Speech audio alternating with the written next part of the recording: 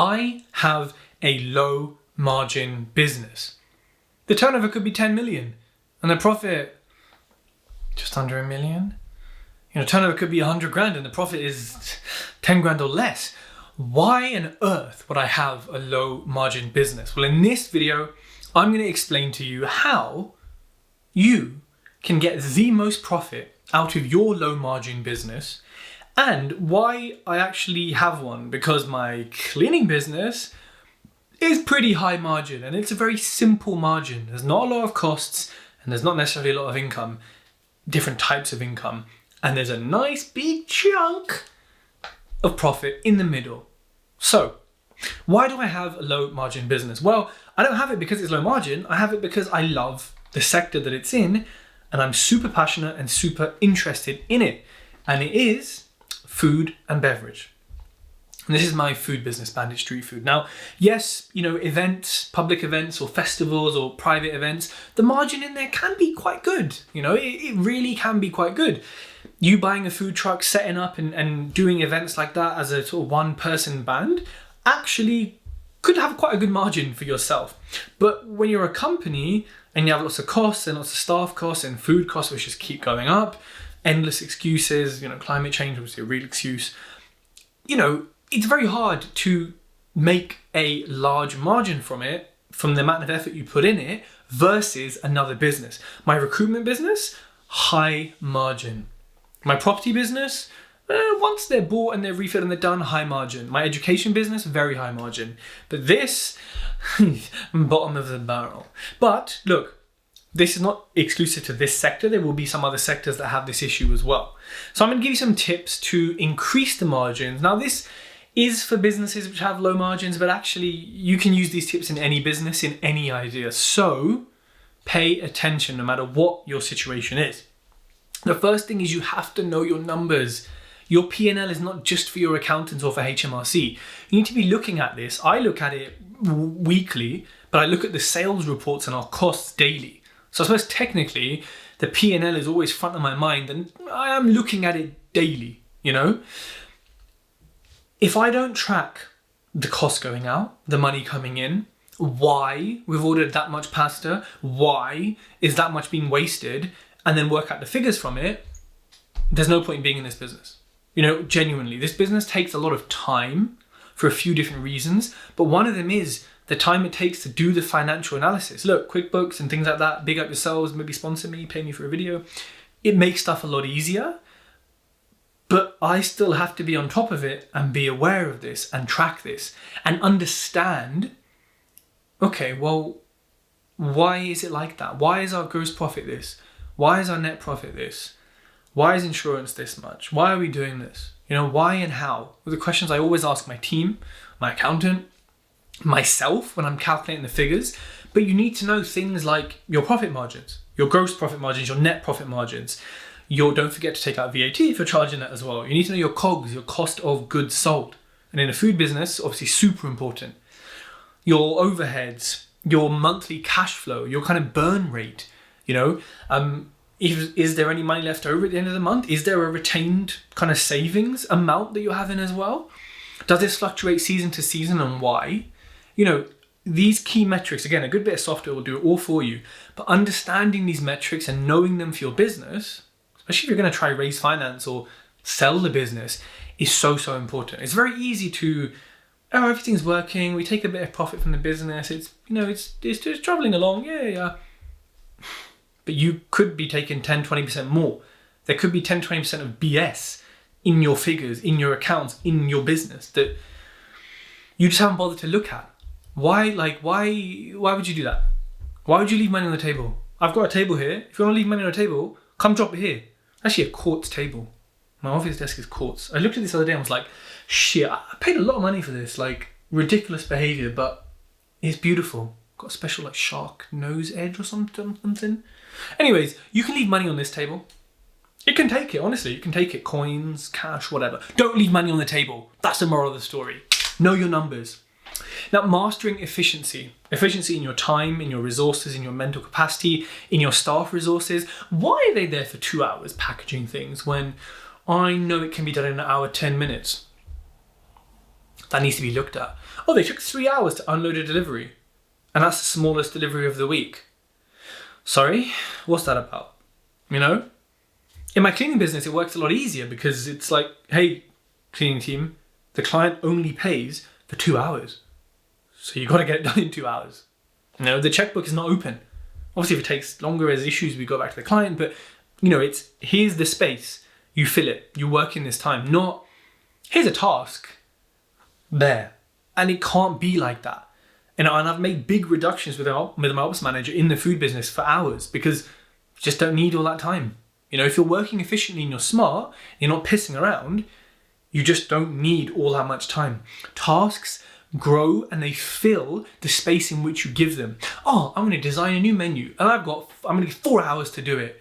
You're going to take 4 hours instead of, I can do it in an hour, right?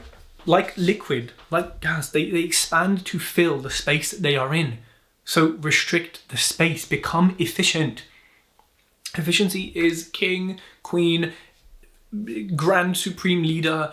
Efficiency is everything. Reduce waste, reduce time, make more time more efficient, make your resources more efficient, make your processes more efficient.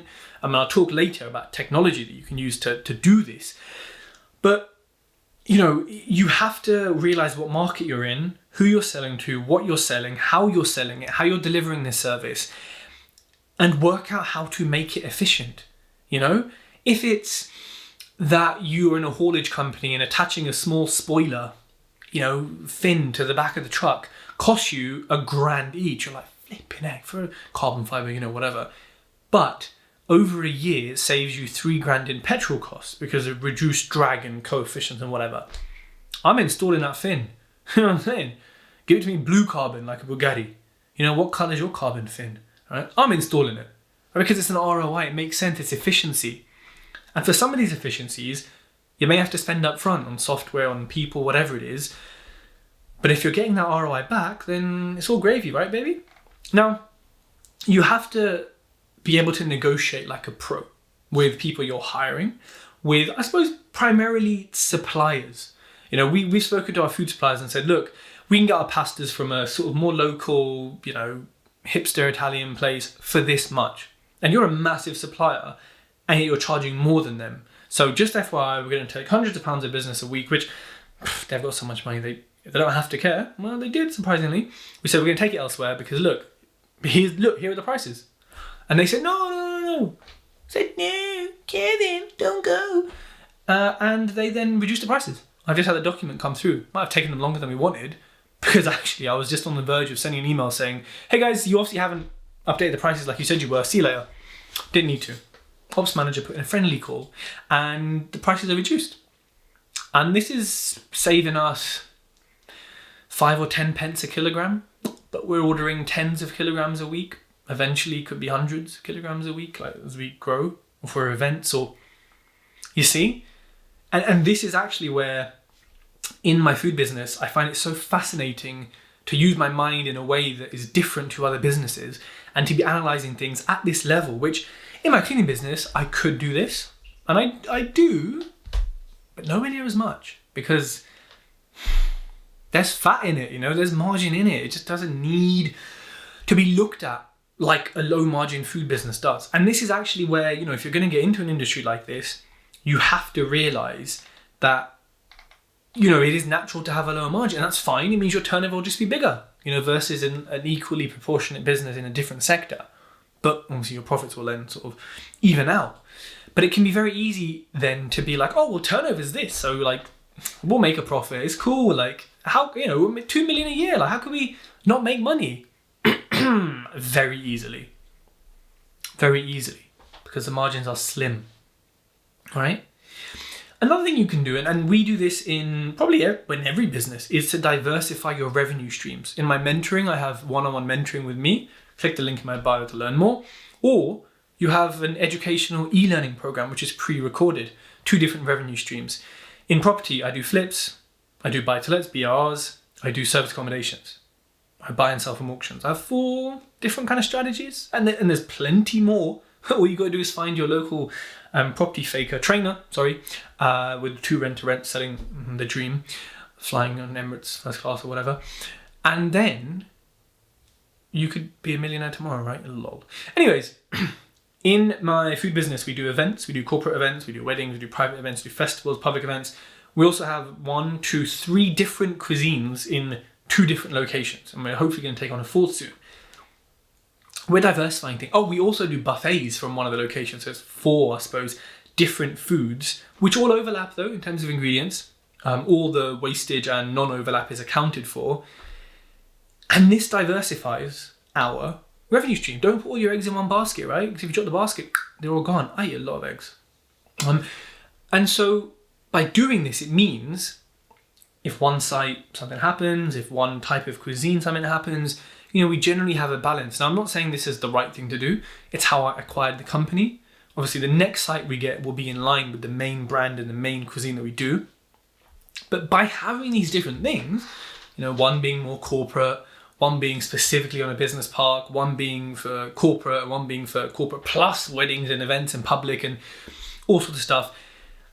And then the one coming up, hopefully being kind of hotel, pub type guest vibe, means that we have a diversified revenue stream. So for you, it could be your clothes manufacturer. Okay, t-shirts, caps. Maybe you do jewelry to go along with the t-shirts. Maybe you do shoes now, because if you're buying the t-shirt, you need shoes, but then, you need pants. So maybe you do pants. Trousers, as we say in England, sorry. And so this can boost margins, but also allow you, as I've said in my other videos, to cross-sell and upsell. Oh, you're buying one of our t-shirts. It goes really well with our trousers. Oh, you're getting a burger. Hey, have you got our chips? Chips and burgers, right? Best combination. Boom. So it allows you to kind of not just sell chips, burger, salad individually, but also to combine it, right? Upselling, cross-selling, but also to package it into a bundle. I've spoken about in a different video as well. And so, yes, you need to sort of be, you want to sort of niche as such, and you want to be pure to your brand and your values and what you're known for. But at the same time, in the food business, people don't necessarily know these companies are related. They don't have to be. Look at Danny Meyer, owns Shake Shack. What is that, $6 burgers? But he also owns 11 Madison Park, one of the best restaurants in the world, £1,000 a meal, fine dining, incredible, and people know he owns both, and that's cool. So why can't you be Tej Holdings, owns this, and this different type of business? You can. It doesn't have to be on the same brand, right? It's just one website that says, hey, we own these different brands. Guess what? When you want to sell your company, it's kind of attractive when you have different revenue streams, right? Mm-hmm. And the 5th thing is leverage technology. So CRM systems, accounting software, management software like Asana, Trello, whatever. I've got another video, 5 productivity tools that every entrepreneur needs. We use a POS system called Square. Super, super useful in terms of the analytics. Doesn't cost much more than competitors, probably cheaper, but the analytics, amazing, right? For me, these analytics combined with Bright HR and Blip for kind of clock-ins and annual leave and rotas and HR and things like that. These two combined for me are with Asana project management software. Excel, still a software, like Google Sheets, Google Docs. This combined for me is kind of the powerhouse of tools that I use to make things more efficient. Canva, I never have to pay a designer. I can build websites too. I never have to pay a designer. I can if I want to, and outsource and leverage, but I can use technology in my businesses to make this a lot easier, right? Now, investing in your team is my last point here about how you can maximize profitability in a low margin business. You're not gonna like the sound of this, right? Yeah, because you have to spend money first. You have to invest first to get a return on it. And these people could leave, they could be useless, they could pretend to be sick, and all sorts of nonsense, right? Overprotected employees. Anyways, we love employees. So what are you gonna do in this situation? So, investing in growing your team or investing in training and the culture of your team. These are, look, happy employees, more motivated, more efficient, produce more outcome, make more money, and they don't steal your lunch, from the fridge. I've never had my lunch stolen because, these local people didn't want to eat my foreign Indian food. So that's fine. I'll keep it to myself. And so, remember those days Well, I remember those days where you had to take your lunch in little boxes, little beer, and you had to wear like smart shoes, and you had to like sit there eating with weird people you don't want to chat to. Being employed is long, man. Being employed is long, I'm telling you. But to be fair, it is for most people, and it works for most people. Being self-employed is I can eat when I like. I can have some crepes actually, I think. But yeah, it's a lot more difficult. Anyways, I digress. Your team is your biggest asset, depending on the size of your company, right? Investing in them, if it's the right type of investment and then the right kind of people and it's the right stage, lots of caveats here, this can provide a massive, massive return. The little things, going back to cross-selling, I always say to the team, if someone orders one thing, you always ask them, do you want chips with that?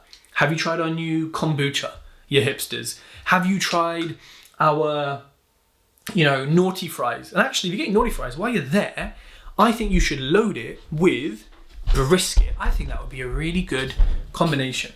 Now, these are small things and small elements of training that I implement. But guess what?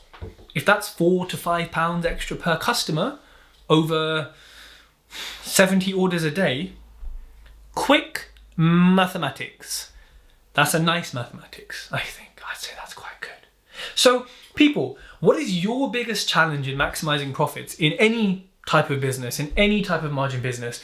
Please let me know in the comments below, or if you're listening to this, send me a message on Instagram, right? And let me know your biggest challenges, and I'll do some more videos, talking you through how I would fix them. So, subscribe, hit the bell icon, and let's turn your low margin or any margin business into a lean, mean profit machine.